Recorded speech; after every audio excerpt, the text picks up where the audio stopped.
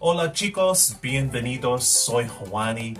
Today we're going to go through two new tenses that we haven't been through before, and we're going to combine them together to form very effective and very simple hypothetical questions or statements. Por ejemplo, si tuvieras mucho dinero, ¿qué harías? If you had a lot of money, what would you do? Si yo fuera tú, estudiaría español. If I were you, I would study Spanish.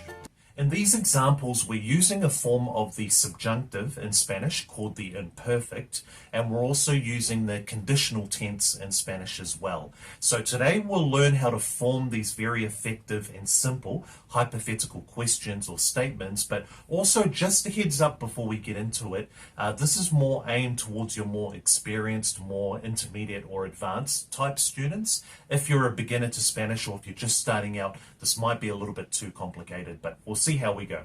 Now, let's look at this example to start with. Si hablarás italiano, vivirías en Italia. So, if you spoke Italian, would you live in Italy? Now, let's break it down for you grammatically so that everything makes sense. If you see here, we're starting off this phrase with the word si, which in this context translates to if in English. We're then using the word or the verb hablar to speak, but we're using it in the conjugation, of course, in the imperfect subjunctive form. So the tú form becomes hablarás, hablarás. If you spoke Italian, we then move on to the second part of the phrase, of course, where we're using the verb vivir, to live, but again, we're using it in the conditional sense this time.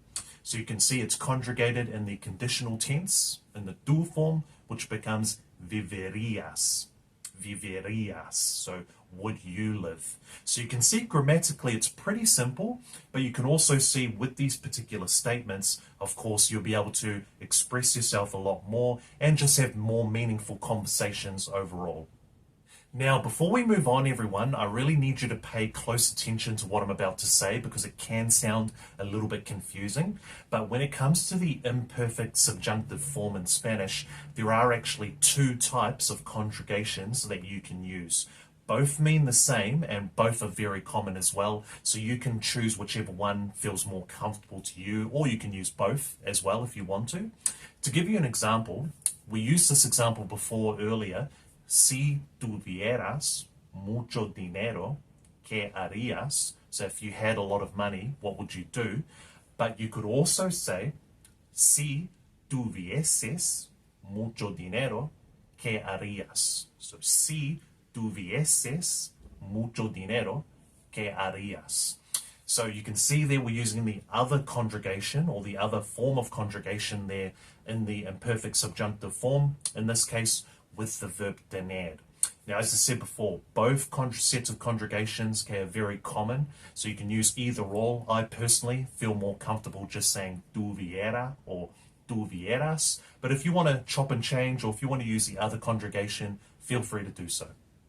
And don't forget, everyone, if you are getting any value from these videos, I would really appreciate it if you hit that like button, and if you haven't already, please consider subscribing. Now, before we move on to some exercises where we're going to start practicing putting these all together, here are the conjugations for you, and don't forget I will put the conjugations in the description box for you below.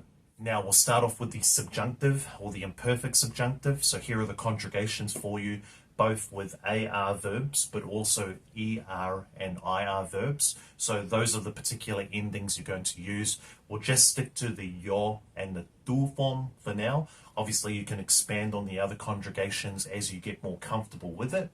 And then we'll move on now to the conditional tense. So again, here the endings for the conditional tense in Spanish, again with the yo and the tú form. So the conditional tense you can see there is pretty simple. It's not too complicated.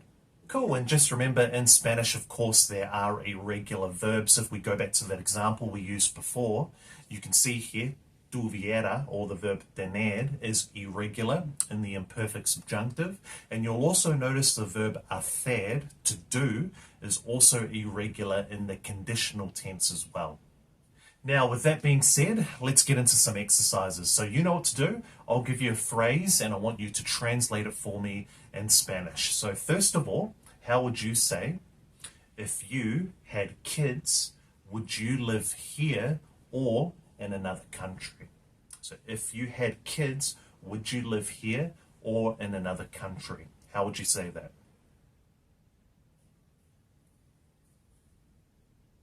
Cool. This time you'd say, si tuvieras hijos, vivirías aquí o en otro país. So, si tuvieras hijos, vivirías aquí o en otro país. So if you had kids, would you live here or in another country?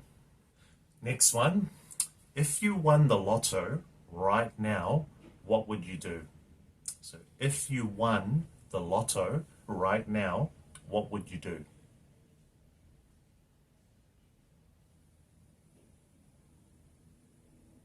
This time you'd say, si ganarás la lotería ahora mismo, ¿qué harías? So, si ganarás la lotería ahora mismo, ¿qué harías? So if you won the lotto right now, what would you do? Good work, everyone. Last one. So I'll make this one a little bit harder. If you were in Argentina right now, where would you go?